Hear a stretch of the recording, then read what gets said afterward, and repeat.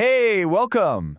So, if you've ever tried to make plans in Portuguese, you probably hit that wall. Prepositions of time. They can feel like a total puzzle, right?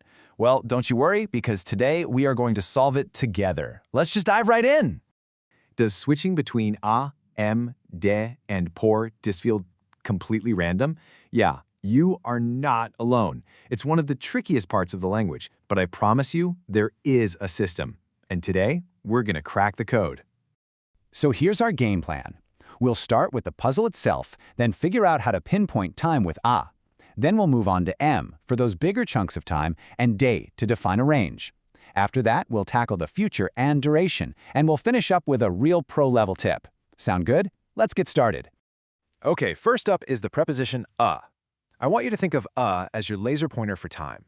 You pull this out when you need to be super specific and point to an exact moment.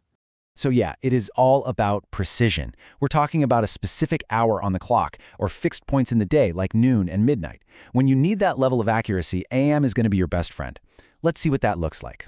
Here's the perfect everyday example. Classes start at 9. See, it's not around 9, it's exactly at 9. That precision is why we use as here, which is just the preposition a combined with the article as. Simple. And it's the exact same idea here. Midnight? That's a very specific single point in time. So the party ended at midnight. Easy, right? Just remember, A is for precision.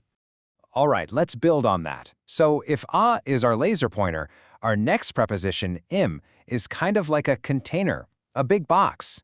You use it for broader, less specific periods of time. Periods that you are physically in.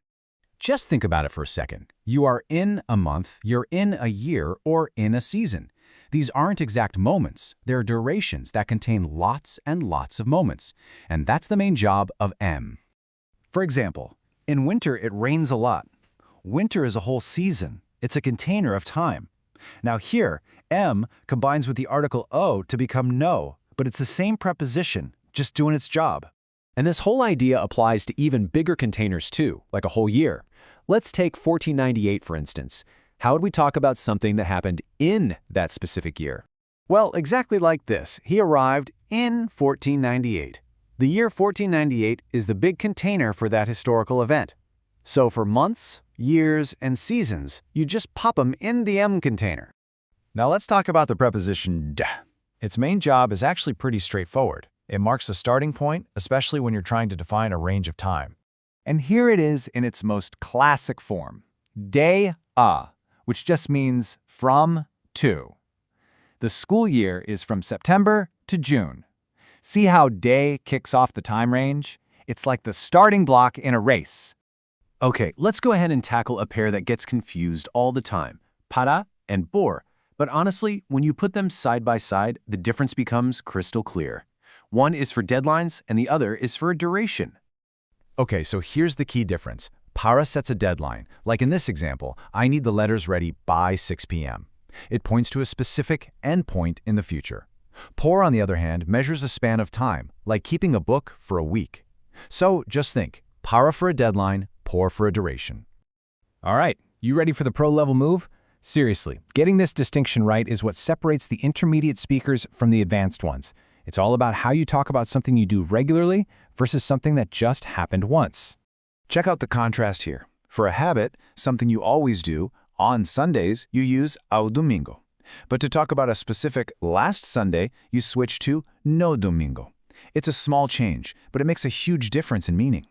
A good trick is to think ao for always, no for a one-off. And that's it.